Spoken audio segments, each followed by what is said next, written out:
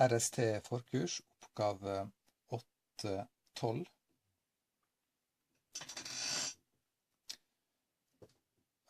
Du stender i en båt og ser en fisk nede i vattnet et par meter fra båten. Du vil spidde fisken. Vil du sikte over eller under eller rett på fisken som du ser? Grunn i svaret. Så oppgave 8.12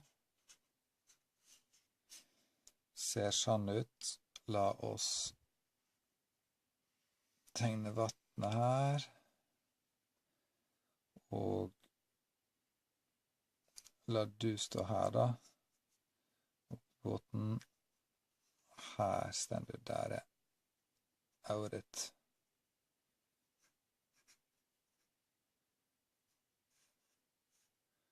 Her spydet. Som du skal kaste. Og la oss nå se her. Her ser du.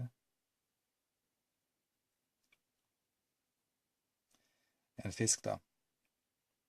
Her. Tegner en liten fisk. Det er en liten fisk. Sånn, så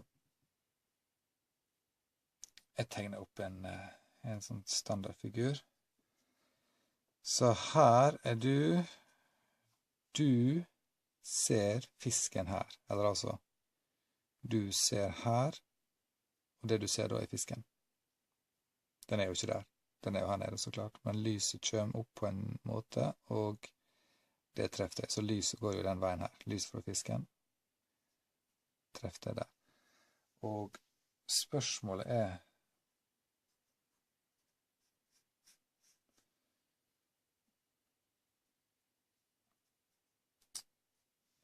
da hvordan du skal sikte.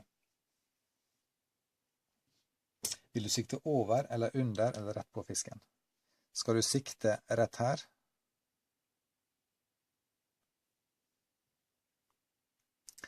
Eller skal du sikte over? Skal du sikte bortover her? Eller skal du sikte nedover her? Du skal kaste et spyd.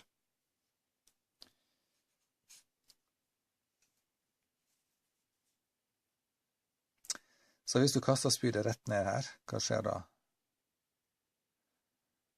Vil spydet... Vel, la oss først si. Hvis du ser fisken sånn som det her, nå har jeg allerede tegnet opp. Hva er fisken hen da? Jo, fisken er her. Fordi, hvis vi kaller den her alfa 2, og den her alfa 1, og N1 er lik den i luft, N2 er lik den i vatten, så har du at N1 ganger sinus 3-vinkelen er lik N2 ganger sinus 3. Så den her vil være mindre. Det vil du kunne regne for en gitt vinkel.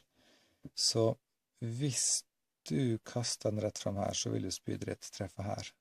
Og vil du da treffe fisken? Vil spydgangen bli brutt? Hvordan er det her? Er fisken her, eller er han faktisk her?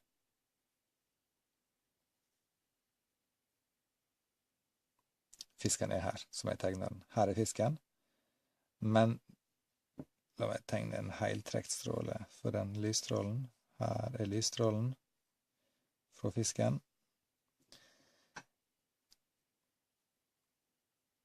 Hvis du kaster spydet der, som det ser ut som fisken er, så lander det her, og du bommer. Så ja, du er nødt til å kaste spydet her må du må treffe det litt nedenfor. Så i ordet til oppgaven, du må sikte under fisken. Du må sikte cirka her, ja. For i spydet, det går rett frem. Spydet blir ikke brutt. Men det vil se ut som det blir brutt i det du kaster det ned. Men du må altså kaste her, det er svar på A. I B, så la meg bare sette ord på det.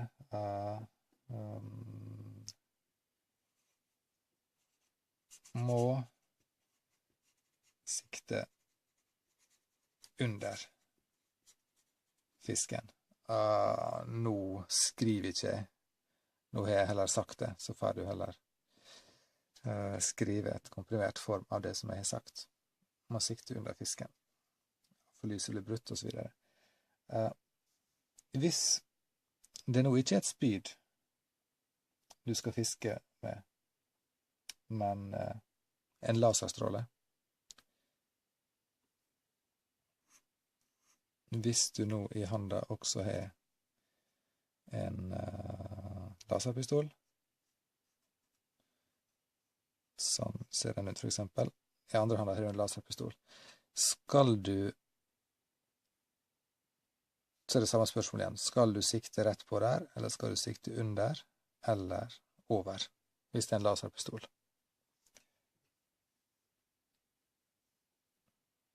Og det er et godt spørsmål. Og svaret er at, vel, spydet blir ikke brutt, men laserskuddet, laserstrålen din, den blir brutt. Den er jo lys.